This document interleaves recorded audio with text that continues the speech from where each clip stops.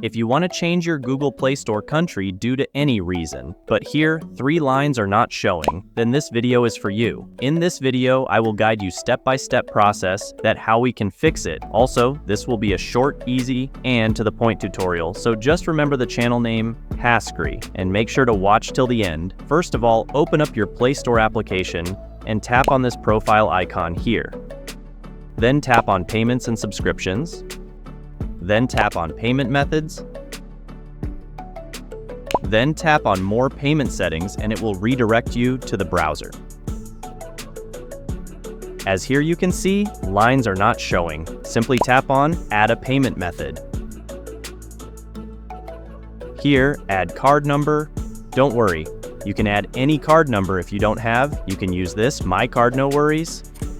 Add any random billing address, and press on Save. Simply go back, and again when you will come to the same page, these lines will appear. Now if you want to change country in Play Store, then tap on this video right now. If you found this video helpful, make sure to leave a like and subscribe to our channel. Thanks for watching.